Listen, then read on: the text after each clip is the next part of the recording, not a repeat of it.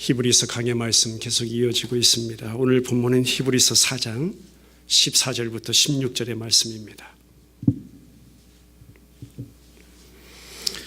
히브리서 4장 14절부터 16절의 말씀, 우리 14절 말씀부터 같이 읽겠습니다. 시작. 그러므로 우리에게 큰 대제사장이 계시니 승천하시니 곧 하나님의 아들 예수시라. 우리가 믿는 도리를 굳게 잡을지어다. 우리에게 있는 대제사장은 우리의 연약함을 동정하지 못하시리가 아니요 모든 일에 우리와 똑같이 시험을 받으신 이로되 죄는 없으시니라. 그러므로 우리는 긍휼하심을 받고 때를 따라 돕는 은혜를 얻기 위하여 은혜의 보좌 앞에 담대히 나아갈 것이니라. 아멘. 히브리서 전체가 그래요. 한 분 예수 그리스도, 그 예수님의 위대성, 또 우리 구원의 완전성, 그 예수님으로 충분하다. 그러니 너희들이 지금 어떠한 경우라도 어떠한 핍박과 유혹에도 흔들리지 말고 그 예수님 견고히 붙잡으라. 그 확신을 주기 위해서 히브리서 1장부터 말씀은 계속 이어지는 것입니다. 우리가 말씀을 이미 살펴봤지만 그분의 구원은 큰 구원이라고 이미 말씀함과 동시에 오늘 4장 14절에 와서는 구약에 존재했던 제사장의 제도, 또 대제사장의 제도, 그런데 그 제사장 제도나 대제사장보다 더 위대하고, 오늘 본문에 보니까 어떤 대제사장?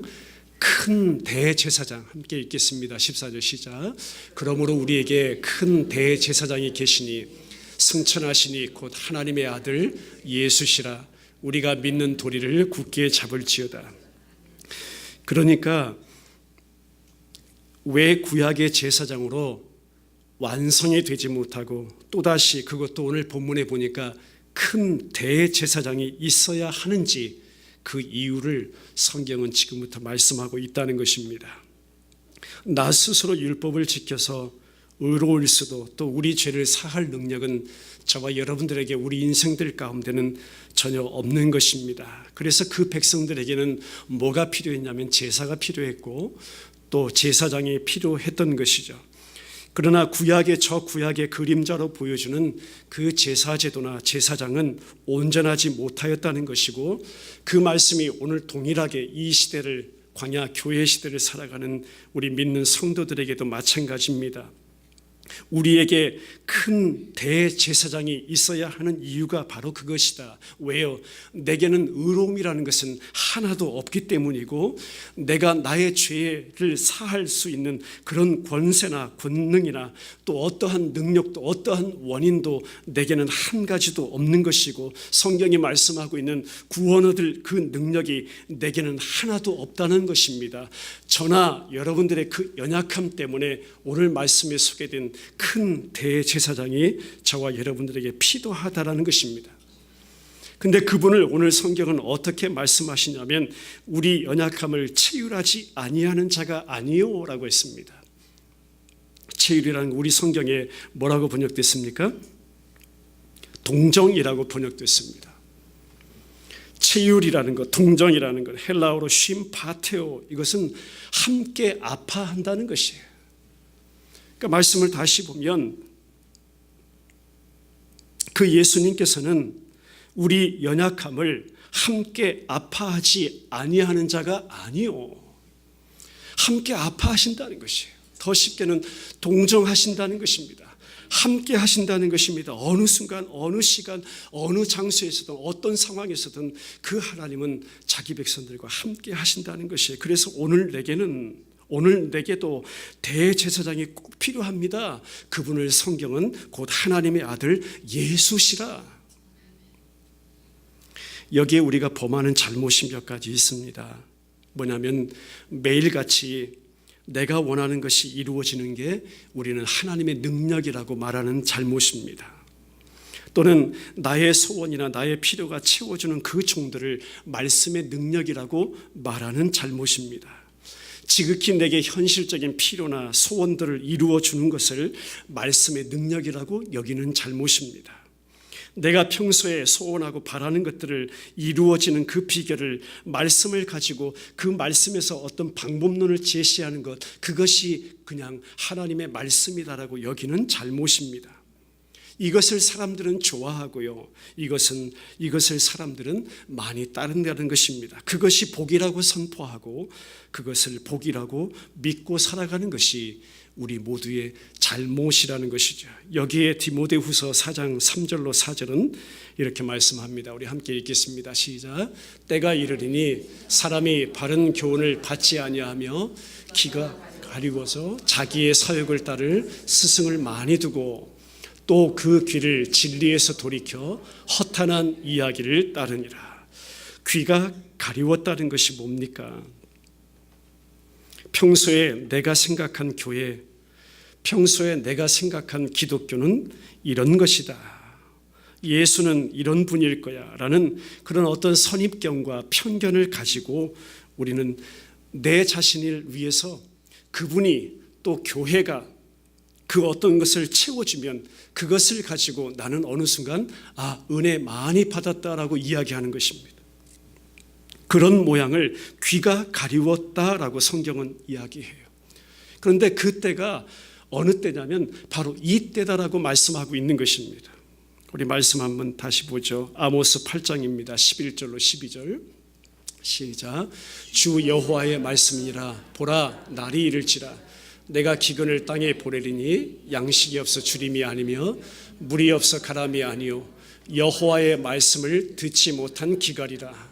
사람이 이 바다에서 저 바다까지 북쪽에서 동쪽까지 비틀거리며 여호와의 말씀을 구하려고 돌아다녀도 얻지 못하리니.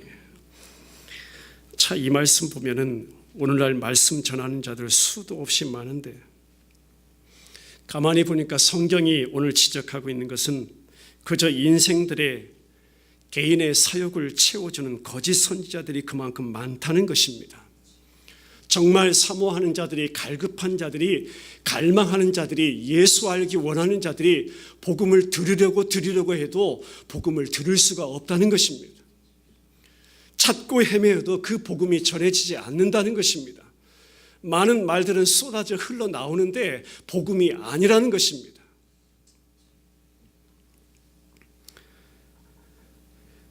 그 옛날 아모스 시대에도 그랬습니다. 거짓 선지자라는 이름으로 그만큼 많았습니다. 그들 가만히 보니까 백성들 가운데 인기가 참 많았어요. 그들이 선포하는 것은 다 축복만을 말했습니다. 어떤 회개나 예수 그리스도 십자가를 통한 구원의 그 메시지는 듣기가 힘들었다는 것입니다. 죄를 지적하고 회개를 요청하는 그런 자들을 오히려 핍박했습니다. 그런 때가 구약이나 또 신약이나 제가 볼 때 지금도 여전하다는 것입니다. 제가 어느 때는 또 자주 있을 때도 있습니다. 어떤 다른 교회 행사 예배를 참석을 해보고 또 취임 예배, 또 은퇴 예배, 이 시기 같으면 어떤 절기 예배, 어떤 연합 예배 등 이 지역뿐만 아니라 지금까지 목회 사역해 오면서 많은 예배에 참석을 했죠. 근데 최근 들어 참 많이 느끼는 것이 그렇습니다. 예배가 시작되고요. 1시간이 됐는데 나와야 될 말이 안 나와요. 그 순서는 굉장히 많아가지고요. 1시간 반을 기다려도 나와야 될 얘기가 한마디도 안 나와요. 답답해서 그 자리에서 제가 가슴을 칠 수도 없고요. 일어나서 나올 수도 없고요. 그래서 엎드려 제 속으로 눈물만 흘리고 있는 거예요. 하나님, 지금 1시간 됐습니다. 1시간 반 됐어요. 2시간 돼가요. 왜 예수님이라는 그 한마디가 이 설교상에서 왜 한 번도 나오지 않는 겁니까? 왜 십자가라는 얘기가 한 번도 나오지 않는 거예요? 언제예요? 언제? 구속의 복음 이런 말들 그 자체가 한 번도 나오지 않아요. 그리고 예배가 끝나요. 와, 속이 터져요. 속이 터져.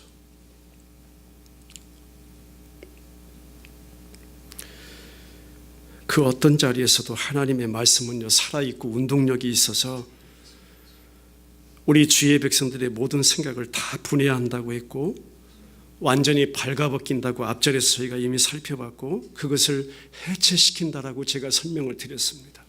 좌우의 날이선 어떤 것보다 더 예리하다고 우리의 영과 혼과 관절과 골수까지 다 쪼갠다고 우리의 마음의 생각까지도 그 계획까지도 다 드러내시는 것이 하나님의 말씀이라 그 하나님의 말씀이 매 시간 어떠한 순간에도 나와 여러분들과 지체들과 상관하신다고 하나님은 말씀하셨는데 그 상관하심이 없어요.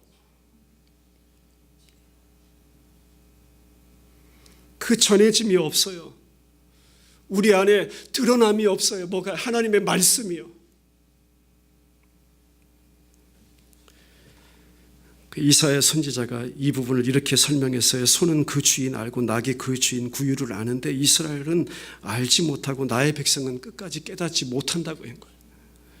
예레미야 선지자 어떻게 했어요? 이스라엘 백성들이 도저히 자기들 스스로는 하나님 앞에 돌아올 수 없는 그 죄악의 종자임을 예레미야는 아주 낱낱이 구구절절 설명했잖아요. 이 모습을 신명기 9장은 이렇게 설명합니다. 한번 같이 읽죠. 신명기 9장 6절로 7절 먼저 시작. 그러므로 내가 알 것은 내 하나님 여호와께서 내게 이 아름다운 땅을 기업으로 주신 것이 내 공의로 말미암음이 아니니라. 너는 목이 곧은 백성이라. 7절 너는 광야에서 내 하나님 여호와를 경노하게 하던 일이 잊지 말고 기억하라. 내가 애굽 땅에서 나오던 날부터 이곳에 이르기까지 늘 여호와를 거역하였으며 24절 내가 너희를 알던 날부터 너희가 항상 여호와를 거역하여 왔느니라. 그러니까 늘 여호와를 거역했대요. 항상 거역했대요. 여호와를 거역했대요. 하나님께서 이스라엘 백성들 알던 날부터 지금까지 그랬대요. 이것이요 성경이 오늘날 이 시대 가운데 하나님을 믿노라 하면서 하나님 예배하는 자들 저와 여러분들의 이 실상 성경의 평가가 낱낱이 이거라는 것이 늘 죄가 뿔모져 나오는 우리의 모습 하나님은 발견하기 원하고요. 말씀을 통해서 깨달아 가기를 원하는 것입니다. 이 실체를 우리가 먼저 알지 못하면 어떠한 순간에도 내게 조금이라도 불리한 일 닥쳐보세요. 내게 손해가 오는 일 경험해 보세요. 내가 뭘 그렇게 잘못했나? 왜 그렇게 내게 이런 고통이 오는가? 내게 이런 아픔이 오는가? 원망하게 되어 있습니다. 그것을 성경은 자세하게 뭐라고 했냐면 목이 곧은 백성이라고 하는 것입니다. 생각해 보세요. 우리가 가끔씩 죄를 짓는다면 제사장도 언제만 필요해요? 가끔만 필요할 것이에요. 그런데 성경이 늘 항상 그랬대요. 하나님이 저와 여러분들 알던 그날부터 그랬대요. 죄를 짓는 죄인에게 늘 항상 있어야 되는 것이 뭐냐면 제사장이 있어야 되고 속죄가 있어야 되는 것입니다. 그렇기 때문에 항상 있어야 될 내게서 떠나지 아니할 그 제사장, 그 속죄를 이루시는 분 예수 그리스도 그 제사장 직분이야말로 그분이야말로 내게 확실하신 분이다. 내 안에 영원히 사신 분이다. 내 안에 영원히 사셔서 나를 영원토록 구원해 가실 영원하신 큰 대제사장이시다. 오늘 성경 본문은 그 말씀을 하고 있는 것이에요. 미리 가서 보면요. 히브리서 7장 가서 보죠. 7장 22절부터 25절 시작. 이와 같이 예수는 더 좋은 언약의 보증이 되셨느니라. 제사장 된 그들의 수요가 많은 것은 죽음으로 말미암아 항상 잊지 못함이로되 예수는 영원히 계심으로 그 제사장 직분도 갈리지 아니하느니라. 그러므로 자기를 힘입어 하나님께 나아가는 자들을 온전히 구원하실 수 있으니 이는 그가 항상 살아계셔서 그들을 위하여 간구하심이라. 아멘. 우리 예수님은 성경은 더 좋은 언약이라고 말씀해 주시고 새 언약의 중보자 되신다고 말씀하십니다. 구약의 제사장의 그 수요가 많은 것은요 그들이 죽었기 때문이라고 말씀하고 있는 것이에요. 항상 잊지 못한다라고 말씀하신 것입니다. 그런데 그 예수님은요 영원히 저와 여러분들 안에 살아계시는 분이라고 소개하고 있습니다. 그래서 그 내 안에 살아계신 예수님 그 이름을 의지해서 항상 하나님 앞에 나아갈 수 있는 제사장 되게 하시고, 그래서 말씀 히브리서 7장 후반절에 계속 이어지는 말씀이 그래요. 거룩하신 분, 그분은 악이 없으신 분, 인간 제사장은 자기를 위해서도 날마다 제사 드려야 되는 그런 신분임에 분명하지만 예수님은 그럴 필요가 없으신 분, 나와 여러분들 위해서 택한 백성들을 위해서 어떻게 얘기하면 영단번에 영원토록 완전하게 온전하게 그 예수님이 우리를 구원하셨다라고 성경은 말씀하고 있습니다. 그 절정이 바로 십자가 구속의 사랑이에요. 영원히 이루신 저와 여러분들의 구원. 그래서 오늘 성경은요, 그분을 큰 대제사장이라고 했어요. 4장 14절 다시 가서 보죠. 시작. 그러므로 됐습니다. 그러므로. 예. 여러분, 이 접속사가 굉장히 중요하다고 그랬잖아요. 그러므로 그렇기 때문에 우리에게 큰 대제사장이 있어야 된대요. 원문을 가서 보면 이 그러므로라는 접속사가 받고 있는 가장 중요한 내용이 뭐냐면 12절 13절의 내용이에요. 그것이 뭐예요? 지난 시간 살펴본 거, 우리가 그 말씀 앞에서 벌거벗겨졌기 때문에, 그러므로 우리에게 큰 대제사장 예수 그리스도가 필요하다. 그 말씀 앞에서 내가 완전히 벌거벗겨지고요, 그 말씀 앞에서 완전히 해체를 당했기 때문에, 그러므로 우리 모두에게는, 믿는 자들에게는 영원하신 큰 대제사장 예수가 내게 필요합니다. 그것이 오히려 은혜임을 믿습니다. 우리 찬송가 332장 첫 가사가 이렇게 시작이 돼요. 혹시 가사 준비됐나요? 네, 한번 읽어보죠. 시작.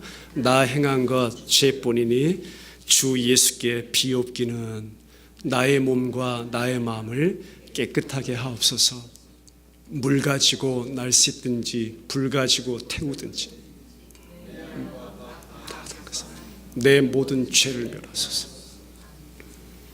참 첫 가사가 인상 깊어요. 나 행한 것 죄뿐이니.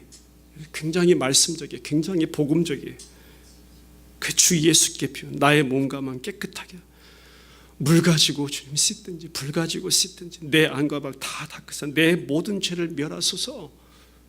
내 안에서요, 저와 여러분들 안에서 그 일을 이루는요, 영원하시고 완전하신 큰 대제사장이신 하나님의 아들 예수 그리스도 뿐이야. 지금 그분이 너희들 안에 살아계신 분이야. 지금 핍박과 환난 가운데 있는 그 그리스도인들이 오늘 저와 여러분들에게 말씀하고 있는 것입니다. 그러니 그분 끝까지 견고히 붙잡아, 지난 시간 살펴본 히브리서 3장 14절에서도 우리가 시작할 때 확실한 것을 끝까지 견고히 잡으면 어떻게 한다고 그랬어요? 예수 그리스도 그분과 함께 아버지 앞에 참여한 자가 되리라 했잖아요. 아버지 앞에 세우시는 것이 아버지의 뜻이거든요. 그런데 누구를 통해서요? 오직 한 분, 예수 그리스도를 통해서, 그 영원한 큰 대제사장이신 예수님의 그 구속하심을 통해서 내 백성을 내 앞에 세울 것이야. 오로지 한 분 예수 그리스도. 말씀 결론 맺고 기도하기 원합니다. 오늘 저와 여러분들에게 오늘 한 날도 살아가면서 그럴 것입니다. 여러 가지 어려움과 시련들이 올 때가 없지 않아 있어요. 분명히 옵니다. 그런데 그 풍랑과 그 아픔으로 인해서 더욱 주님을 붙잡게 하는 자리라면, 그 풍랑이나 그 아픔을 통해서 내가 더욱 주님을 붙잡는 것이라면, 그것이 성경이 말씀하고 있는 합력하여 선을 이루시는 하나님의 일하심이다라는 것입니다. 어떤 때 보세요. 하나님의 일하심이 어떻게 나타나요? 때로는요, 남편의 아픔을 사용하셔서 나를 향하신 하나님의 그 선하신 목적을 이루어 가세요. 때로는요, 아내의 아픔을 통해서요, 나를 향하신 하나님의 그 선하신 목적을 이루어 가세요. 그것이 하나님의 일하심이세요. 때로는 자녀를 통해서도 일하세요. 때로는 이웃을 통해서도 일하세요.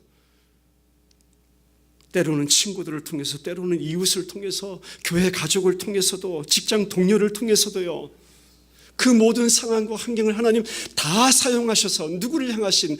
나예요, 나. 내게 집중하신 그 하나님이 나를 향하신 그 하나님의 선하신 뜻을 합력해서 선을 이루어 가시던 내 안에서 일하신다는 것이. 우리 연약함 그래서 다 아시는 하나님이시라고. 우리의 연약함을 동정하지 못하실 리가 아니시라고. 그 아픔을 함께 하신다고 이 저녁에 우리 모두에게 말씀하신 줄 믿습니다. 15절 말씀은 그렇습니다. 우리에게 있는 대제사장은 우리 연약함 다 아신다는 것이에요. 치유하시고 동정하신다는 것. 시험을 다 받으셨지만 그는 죄가 없으신 분, 또 시험에도 넘어지지 아니하시는 분, 완벽하고 영원한 큰 대제사장, 그분이 나를 무엇으로 삼아서, 나를 그분의 집으로 삼아서, 할렐루야, 내 안에 그분이 사시겠다, 그 사실 자체가 우리에게 기쁨이고 즐거움임을 믿습니다. 16절은 은혜의 보좌 앞에 어떻게 나아간다고 했습니까? 담대하게 나아간다고 했습니다. 담대함이라는 것은 우리가 말씀을 가지고 나아간다는 것입니다. 그냥 빈손으로 설레설레 나간다는 것이 아니에요. 담대하게 나간다는 깊은 의미는요, 내가 하나님의 그 약속의 말씀을 가지고 지금 아버지 앞에 나아갑니다라는 것이에요. 그렇게 담대하게 나아가는 것이에요. 그래서 그 말씀 가지고 나아가는데, 그 말씀 앞에 나아가는데 내가 날마다 쪼개지고 부서지고 벌거벗은 듯이 그렇게 하나님 앞에 드러날지라도, 그럴지라도 내가 담대하게 아버지 앞에 나아갈 수 있는 것이 내게 은혜입니다. 무엇 때문일까요? 늘 항상 영원히 살아계시는 주님이 나를 위해서 중보하시고, 주님이 내 안에 살아계시고, 주님이 나를 위해서 사시고, 주님이 나를 위해서 구하시고, 우리의 영원한 큰 대제사장이신 예수 그리스도가 복음 자체가 되셔서 내 안에 사시기 때문에 내가 그 담대함을 가지고 아버지 앞에 나아갑니다. 예배합니다. 찬송합니다. 감사합니다. 기도합니다. 아예 복음으로 내 안에 사시는 그분, 그것이 저와 여러분들에게는 놀라운 은혜임을 믿습니다. 한번 따라해 보겠습니다. 이 은혜를 얻기 위해 주 앞에 나아갑니다. 매일매일 내가 이 은혜를 얻기 위해서 오늘도 그 앞에 나아갑니다. 내일도 눈 뜨면 그 앞에 나아갑니다. 그것이 여러분 말 그대로 신앙 생활이라는 것이에요. 생활 그 자체가 신앙이고, 생활 그 자체가 날마다 내가 그 은혜를 또 사모하며 그 은혜를 얻기 위해서 그 보좌 앞에 담대히 말씀을, 약속을 가지고 나아갑니다. 그것이 삶으로 드리는 예배임을 믿습니다. 오늘 본문이 주는 진정한 메시지가 바로 그것입니다. 같이 기도드리겠습니다.